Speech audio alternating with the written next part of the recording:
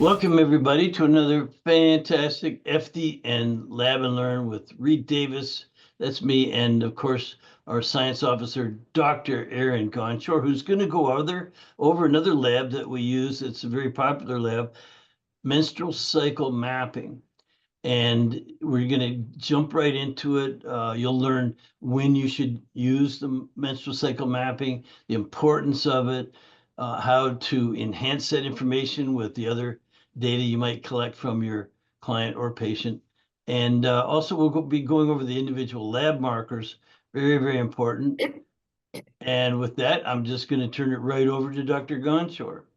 Well, thank you very much, Reed. And hello to everyone. We're continuing with our series. And as we've done on previous sessions, we're actually going to be doing a case report. And I'm just letting you know that this is the case study that we're going to sort of discuss later on. And it's going to be on one of the issues that can occur with women who are having problems with their menstrual cycle. It's called a luteal phase shift or deficiency. So I'm just letting you know that we are going to be discussing this particular case report. We're going to go over it in just a few minutes. And so let's see, how do we get this? There we go. So we're going to discuss menstrual cycle mapping, and it is a very important test, and especially for those practitioners who are dealing with women who are having menstrual cycle issues, would like to know why they're having problems with infertility, etc. And we're going to go through that in detail. So as an overview, let's just remember, we're doing a quick tour of this from 30,000 feet up. We do have lectures where we go into great detail about cycle maps and etc. But not today. Today, we're just going to give you a quick tour. So just to remember, a menstrual cycle has evolved to follow the lunar cycle, which is around 28 to 30 days. And even though it may vary from month to month, different women, but in general, people will say, yes, I have a 28-day cycle. And that's what you would normally expect. And what you need for a normal menstrual cycle, even though we sort of say, oh, yeah, there's no problem, I have a normal cycle. For that to happen, you really do need to have everything lining up properly. And that means that you need an intact hypothalamic pituitary ovarian axis. We'll go over that. You need to have follicles. Those are the areas that are going to create eggs in the ovaries that are actually responsive, that they're working properly. And on top of that, you have to have a functioning uterus that's going to accept the egg, etc. So all of that needs to happen.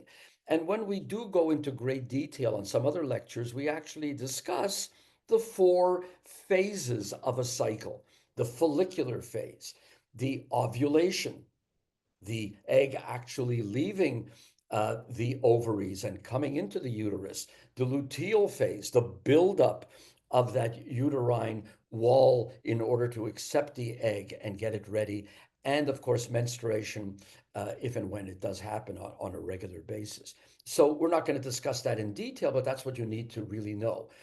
So a menstrual cycle map, when should it be considered? When should this test be done? Well, it's ideal for cycling women who really are interested in knowing what's their hormonal level during a whole cycle, not just a pinpoint in time on one day, what's going on throughout the cycle.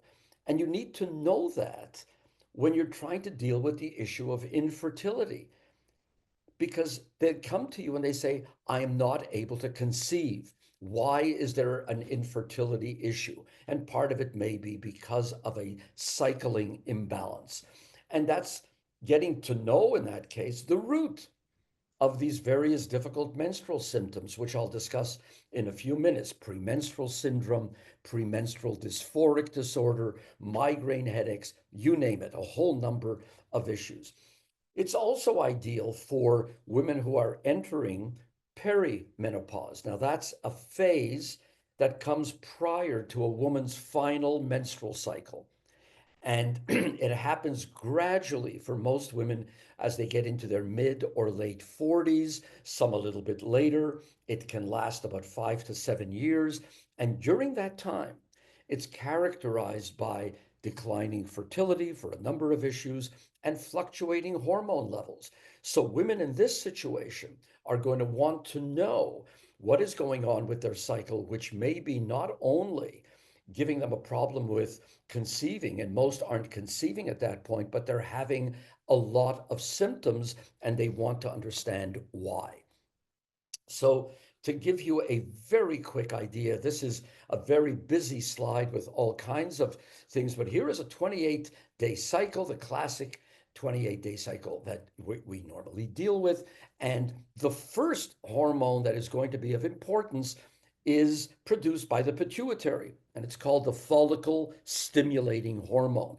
And that's the hormone that causes the egg to begin to mature in the follicle. It's still in the ovary, but the body is saying, start maturing because you're going to be leaving the ovary to go into the uterus. And when you stimulate the ovaries, you're stimulating them to produce estrogen. And the estrogen, as soon as it starts being produced, is going to inhibit this FSH, this follicle stimulating hormone. Says, thank you very much. You've got me to start going. I don't need you anymore. It's also going to make sure that progesterone is kept low at this point. Well, there's the estrogen, in this case, estradiol, the most important one. And it starts to cause the uterus to begin to build up a wall and a lining that is going to accept the egg. It says, okay, I know an egg is coming. I want to get the uterus ready. That's what the estrogen does in this follicular phase. That's the phase before ovulation. And then at some point just before ovulation, you have what's called a luteinizing hormone. And it is stimulated by estradiol. And what it does is it says to estradiol, thank you very much. You've done your job. I don't need you anymore. And I am getting ready to get the ovulation going. Then, of course, you've got progesterone, which after ovulation, it is the hormone which makes sure that that uterine lining is maintained for the egg. It inhibits the release of other eggs. It says one egg is enough. Thank you very much. And we're ready to go. And it is going to be there as the key hormone if, in fact, a pregnancy occurs. In other words, if that egg is going to then come together with the sperm and you are going to start getting an embryo to form. So that's just a quick look. And so here is a typical look at the first page of a normal menstrual cycle report. The page is actually much longer, but what it does give you are two large schematics. And it's showing you where estradiol is throughout the cycle and where progesterone is throughout the cycle. It also gives you the actual numbers within the 9 days that we test. So during the cycle, with this particular test, we will be testing during 9 critical days of a cycle. And in each one of those 9 days, we are going to look at where estradiol is and where progesterone is. And that's the way you can create a curve to know exactly what's going on. So in this case, if someone has a normal cycle, you would expect the peak of estradiol to be just before ovulation, which normally will come at around the 14th day of a typical 28-day cycle. And of course, as we move along, you are going to see the peak of progesterone coming about a week, about 5 to 7 days after ovulation. And of course, we also give the reference ranges, which those of you at FDN know very well, because that's what we will see when we do a typical salivary hormone test, a stress test that we do, stress and hormone profile. So I'm going to spend the next few minutes, again, just very quickly going over cycle abnormalities. some of the things which can cause problems and will have an individual coming to your office to say, I have a problem, can you help me with it? And some related dysfunctions, which I'm going to make mention of. So let's just look very quickly at some of the classic abnormalities which will cause problems for the menstrual cycle. And we're going to look at 5 main things, beginning with irregular cycles. This is by far the particular abnormality which will be coming together when a person comes to your office. So irregular menstrual cycles. Cycles are too long, they're too short, which of course creates a question for many people. When is it best to test? Well, one of the ways of knowing when it's best to test for whatever it is to know what's going on during that entire cycle. And a regularly long menstrual cycle, we define as anywhere greater than 32 to 34 days. After 35 days, it is an absolutely long cycle. And in these situations, both the estrogen, in this case estradiol, and progesterone, they are peaking within normal ranges. The height is pretty good, but it's coming at the wrong time. And here, for example, estradiol is way, way late. It's peaking about 10 days late. And the progesterone is not peaking where it should around the 20th day of a normal 28-day cycle. It's peaking 4 days after that. And that's critical because when they are not peaking at the right time, the egg is not getting the right type of information. The uterus is not organizing itself in the right time, and you end up with infertility. And the most common cause of that is what's known as PCOS. It's a polycystic ovary syndrome. We're not going to go into it in detail, merely to say that to have PCOS, you need to have at least 2 of these following 3 things. You need to have either irregular or absent cycles, an increase in androgen levels, that means male hormone levels, and the ovaries need to be polycystic. And we're going to go over that in just a few minutes. And there are a whole slew of other things that can cause long menstrual cycles, including, and I do want to mention medications, which can cause that, and thyroid conditions and obesity. Many women who are obese are running into similar problems of long menstrual cycles. You can have an irregularly short menstrual cycle. It can be very short, that's less than 20 days. It can be what's called short, that's 21 to 24 days. Remember, that's less than 28. And it can be a medium short, between 25 and 28 days. It's just approximating the normal cycle time, but not quite there. So again, what are you looking at? Short. Here you see this person is peaking before what you would expect in a normal cycle. Same with progesterone. And so the sudden cycle shortening to less than 24 days can be to, again, a whole number of issues. What is most important? Stress, and people who have extreme weight loss or gain. Those are 2 of the most important things that will cause short menstrual cycles. And as you can see, there are a whole number of other things that can cause it. Here is the second group of abnormalities, and it's the one that is going to be talked about in our case report at the end of our discussion today. And that is a luteal phase shifting or deficiency. Remember, the luteal phase is the second or last part of the menstrual cycle, and it is one of the most common causes of infertility. And what's happening is the ovaries are failing to release sufficient progesterone, which the ovaries normally do. And so the uterus lining isn't responding properly to progesterone. And you can get lower peaks of all of the hormones. So the usual peak level of the luteal phase is going to be, that progesterone peak is going to be much lower than you would normally expect. So you define a luteal phase when the luteal phase, which normally would be about 14 days, when it's less than 11 days, you're saying, whoop, there is a deficiency or it's shifting, something is going on. And so we're going to look at some of the reasons that you would have that.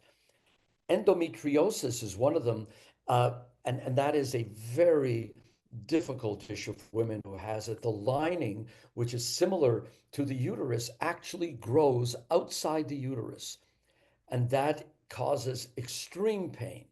And so in these cases, you need to know, why is that happening? I mentioned excessive exercise before for some of the irregular cycles. The same for luteal phase.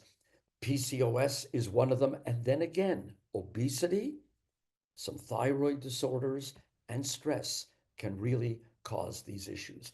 And what will it show up as? Well, remember, what we're looking at is that ovulation, which is normally on the 14th day, is now being delayed. It can be on the 18th day. It can even be further than that.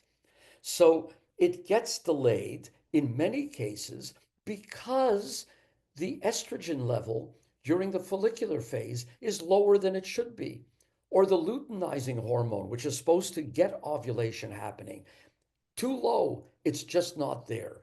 And so that means that ovulation gets delayed and in some cases doesn't even happen. The luteal phase, now that ovulation is coming later than it should in the cycle, the luteal phase may end up being shorter than normal simply because that ovulation is later. So here you see a shorter period than you would have had with a normal cycle. And this luteal phase can do something else. The, the surge of progesterone can come later in the luteal phase than it should. And while it's doing that, it's also less intense. The peak is less than it would be. So this person can have a whole number of possibilities of causing a problem. Here is the third thing, and that's anovulation. Anovulation means no ovulation. There's no egg that's released, doesn't ovulate. The ovum doesn't go out into the uterus. And it can be caused by an imbalance of a whole number of hormones, sometimes only one or many, especially those that are involved in ovulation. And so here is where you get into this issue of what controls the ovaries. Well, here's the hypothalamus that we mentioned before.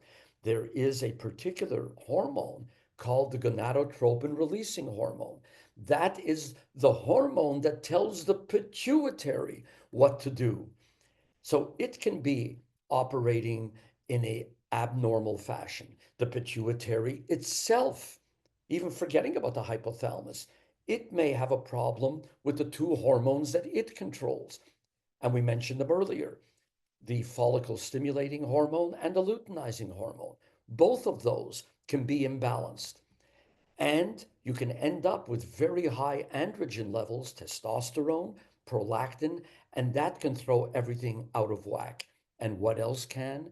Well, the thyroid. And if the thyroid is imbalanced, that'll cause major issues. So remember, you always need to test for thyroid function to make sure that that is operating well. And the complications of anovulation, of no ovulation, is, well, infertility, because there's no ovum. The egg doesn't come out. Amenorrhea, there's the absence of a regular menstrual period, and various kinds of hormonal imbalances, which can cause any number of ovulating problems, as well as other symptoms. So women who are gaining weight, hair loss, acne, that should give you a clue that there is an issue. And here it's pretty straightforward. There's no ovulation in this particular scenario. So what do you see? There is no estrogen rise, neither in the follicular phase or what happens with estrogen. It'll have a secondary bump normally in the luteal phase. It doesn't have any of that. Neither do you see it with progesterone. So it looks like a flat line. So when you see that, that's pretty clear. That has to be dealt with and to find out why it's happening. The next group, and again, we're doing this pretty quickly, is amenorrhea. Amenorrhea is an absence of menstruation. during a woman's reproductive years. And there are two types. There's primary and secondary. The primary is for a young woman that has no history of menstruation past the age of 15 or 3 years after thelarchy, that is the beginning of breast development and so on, which normally would mean that you start to have normal menstrual cycles. If it doesn't happen, that's primary amenorrhea. And you can have secondary amenorrhea, and that's the absence of any kind of menstrual cycle for over 3 months in women who have previously had regular menstrual cycles, or greater than 6 months in any woman with at least one previous spontaneous menstruation. In other words, they had at least one menstrual cycle and then it stops. Why? So that's something to remember. I'm not going to go through all the reasons for amenorrhea. I do just want to mention the fifth, the last one we're going to discuss, and that is hysterectomy.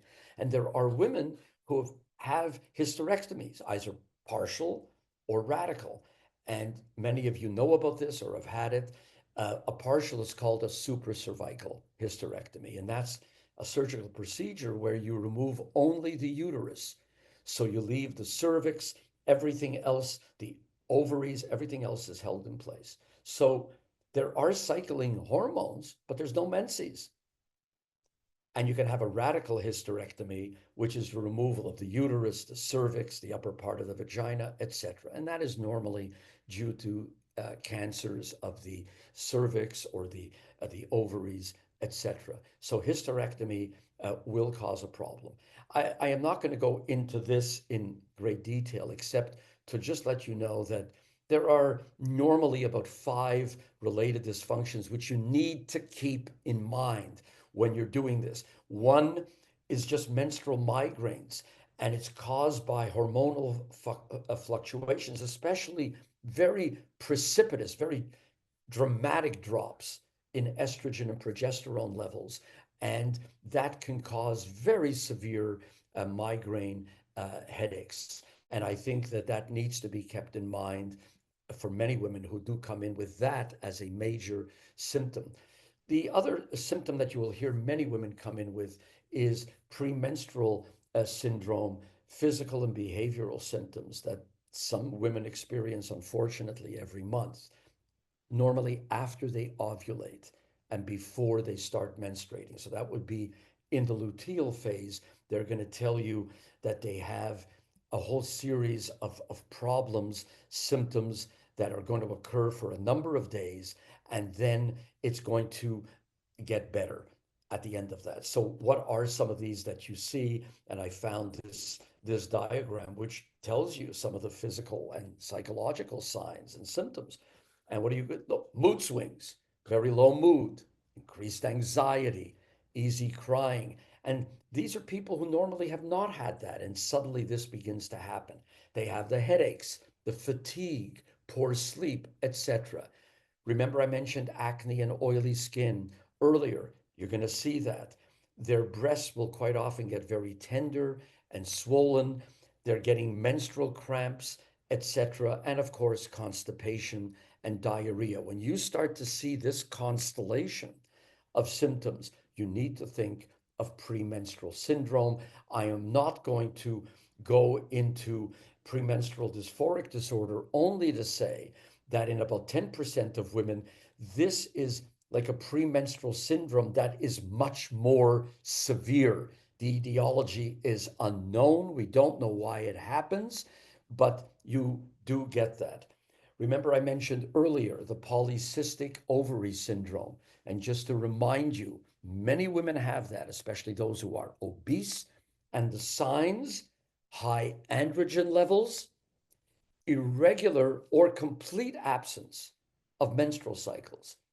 And when they're checked, they're found to have polycystic ovaries. And I just showed this, that you actually have ovaries with a whole number of cystic areas within the ovaries. That is not normal. So you have to keep that in mind. So let's look at our case study. The case study here, and Reed, I hope that you're listening here because we're going to discuss this case study. Of course. Okay. So in this case study, which, and I'm letting you know beforehand what it is, so it's a little unfair. I'm not asking you to figure it out, but this would be the type of thing that might happen. The patient is 32 years old and has been trying unsuccessfully to conceive. So it presents at a fertility clinic, and the history is, well, two early pregnancy losses, miscarriages. One was at 6 weeks of gestation, the second one is at 8 weeks. And the history is that this particular woman, who's quite young, has regular menstrual cycles. She has no known underlying medical conditions, but she's under chronic stress due to various familial issues. She's undergoing evaluation for thyroid dysfunction. And she's been told that the infertility is potentially due to inadequate progesterone production or some kind of endometrial receptivity. In other words, that the luteal phase may not be normal, and that the luteum, that lining that is being created to accept the egg and then allow for fertilization, may not be functioning properly.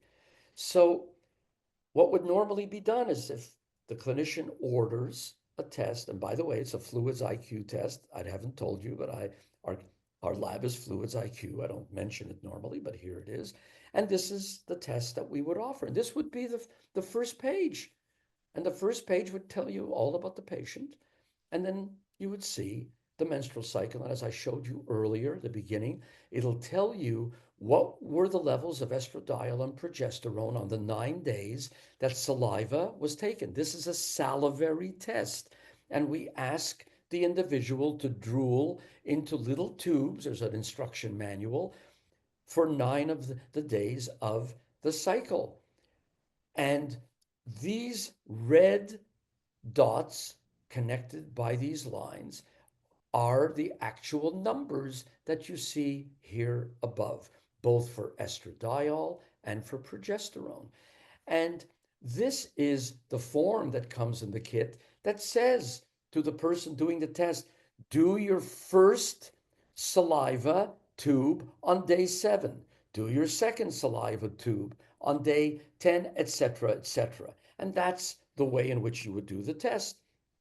And so what do we see in this particular case? I showed it earlier, but let's take a look at this. So what do we see here? Well, we're finding that this particular individual has had delayed ovulation. The ovulation has shifted. It's gone from the normal 14-day to 18-day. That's a 2-day shift. That's pretty long. And it can be even longer, by the way. And not only is there a shift, but in this case, there's also a deficiency.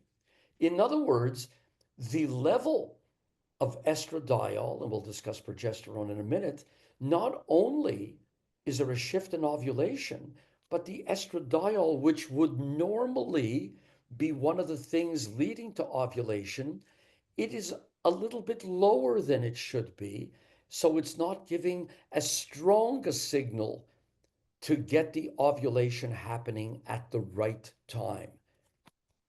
Well, what about progesterone? Well, remember again, here is that shifted ovulation. The progesterone is coming earlier than it should in this new time when things ovulated.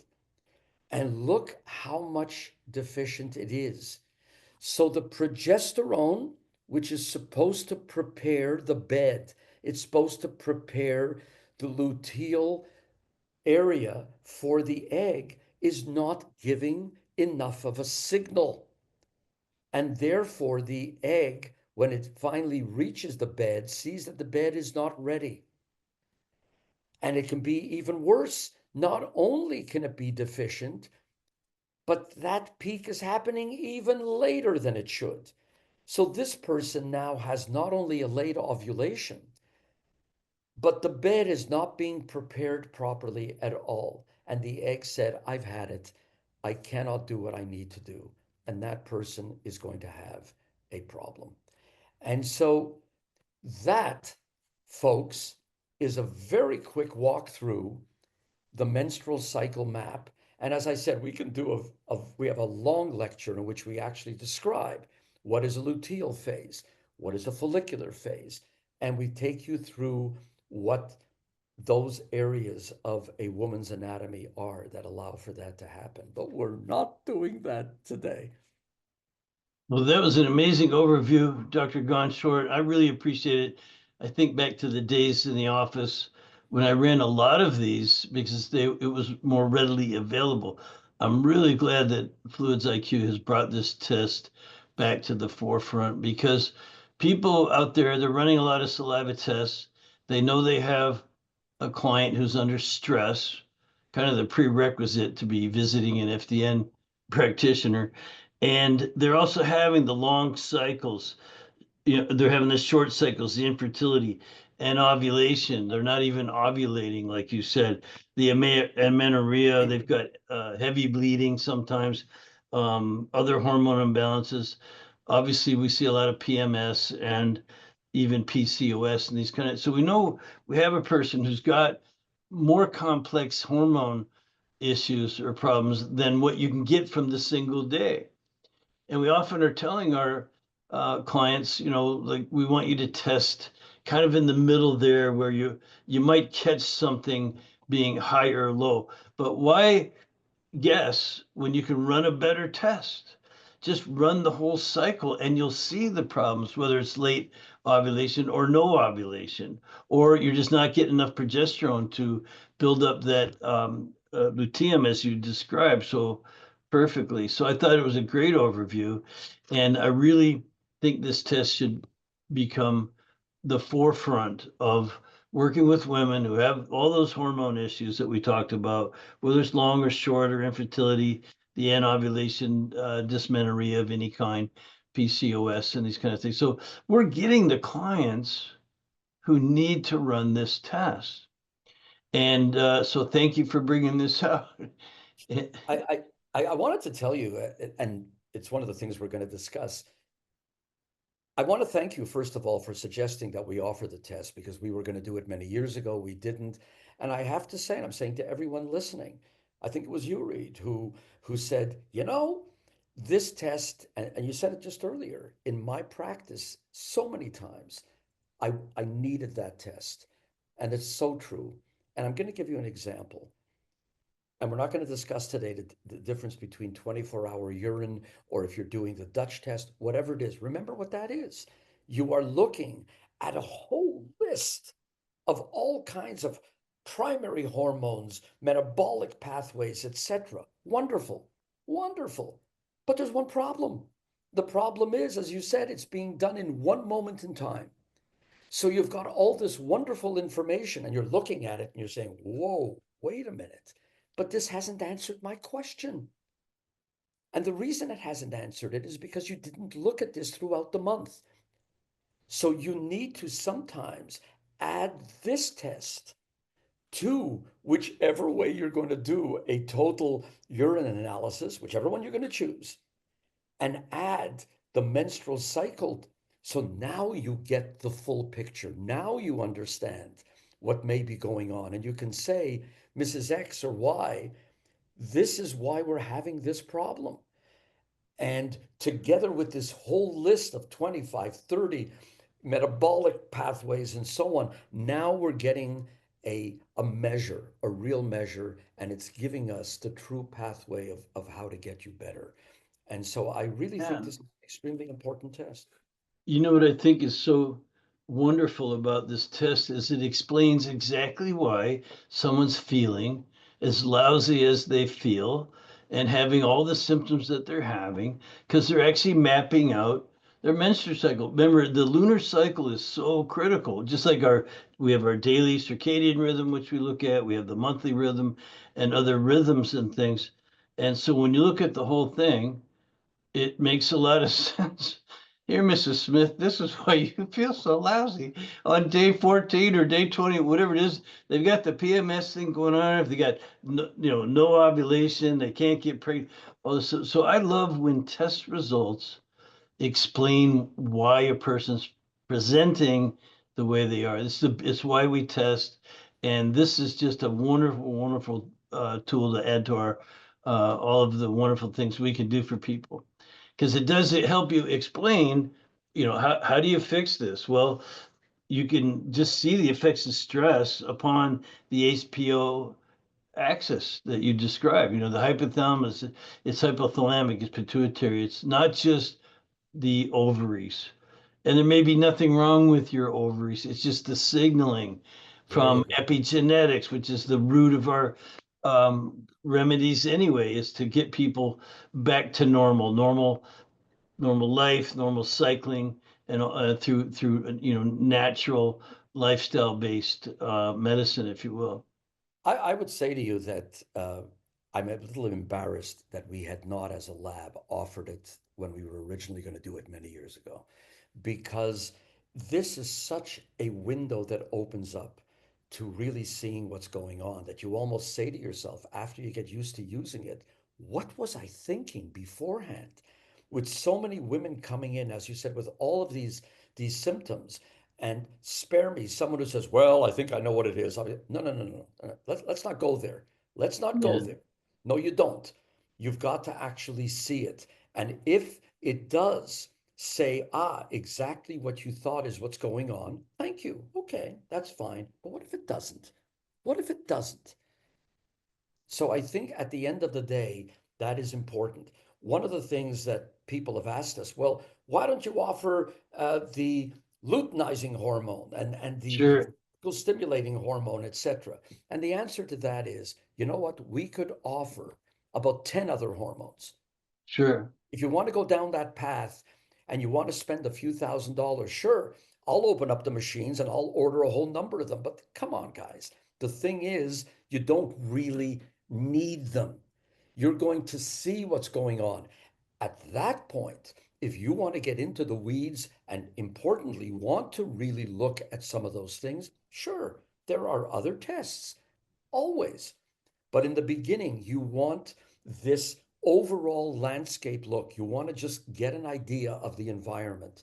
And that, in a vast percentage of cases, will tell you what's going on. And I just wanted to also add, Reed, as you said, for most people who are clinicians in this area, the healthcare professionals, anybody who's listening to this should be shaking their head and saying, yep, I see women coming in with this every day. And if I do, if I don't, and I keep shaking my head right now, Mhm. not doing that, then I'm either not in practice or I have to ask myself, who am I really seeing? Women have this problem all over the place, and it can truly be helpful.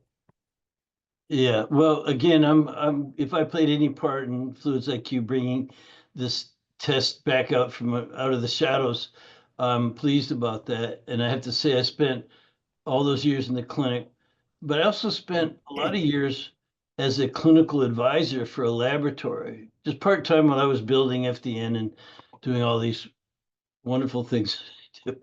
But and I would have clinicians on the phone going over test results, and all they had run was one or two little labs. They just didn't have enough data to really resolve the person. And I would recommend this test. We had an 11-day, we had a 17-day. There was different ways of skinning this cat, but the next time I'd get on the phone with it, it would just completely help resolve the person's problem. Oh, now we see where all of these problems are coming from. Tests don't guess, and the test should explain exactly why person's having the problems they're having, and then the natural remedies would flow from that. They flow from knowing what's really wrong, and FDN is entirely built upon your epigenetic program, your diet, your rest, your exercise, your stress reduction, your supplementation, that should flow naturally from having the data and connecting all these dots. It's no, matter of fact, it's neat to see the dots connected right there in front of you, the estrogen and progesterone. And I'm glad you mentioned that you don't have to do a lot deeper than that unless you got a really severe case or something, the luteinizing hormone and the other things. You can always run the SHP as well as a um, as well as, and I would do both. So I think for FDNs listening to this, once you run one or two of these, you won't go back. You'll be doing it with almost every client because you'll be getting a better result. You'll have a better understanding. And when you have a better understanding, your client gets it.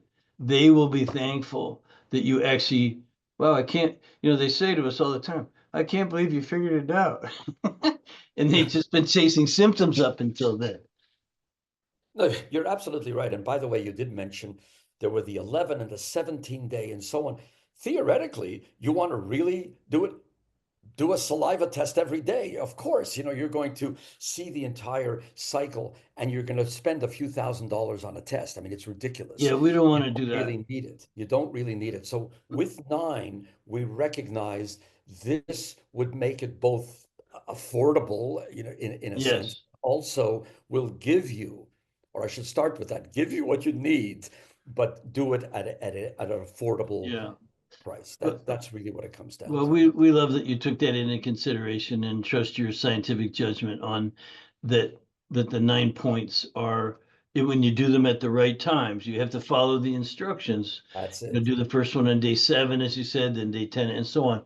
And you'll catch things. And then you also have the what's called the normal pattern, which is the It's white there. dots. Yeah. Here's what it should look like. Here's you. Yeah. And that is just so revealing, so You and in a see it way right it's away. emancipating for a person to figure out, wow, now we know and now we can proceed with the proper solutions. So that's been Exactly. fantastic. Dr. Gonchar, anything you want to add to the beauty and ease of using a Fluids IQ cycle map? Well, I will tell you, one of the things that always was wonderful is the fact that it's done in saliva. You know, we Yeah, we we don't we don't discuss it often enough. You wouldn't do this in blood for a number of reasons. Number one, you wouldn't get the right result. Number two, can you imagine that you're either puncturing or you're getting someone to go to the clinic? I mean, it's ridiculous. It's yes, not necessary. It's not invasive. And so you end up with a non-invasive test where every morning for a few moments you go drool into a tube and you just leave it for the month, leave it there in the freezer so that it is sitting there, and then you send it to us. It's very straightforward. And one of the things which we don't talk about often enough is that people will be sent for all kinds of tests. And there are studies which show that upwards of 30% or more of people never do the test because of phobias. They don't want to be punctured. I don't blame them. And so yes. a lot of people just never get it done. And here you're doing something 9 times in a month. And so if it's non-invasive, done in saliva, it is wonderful. And by the way, saliva gives you very accurate results.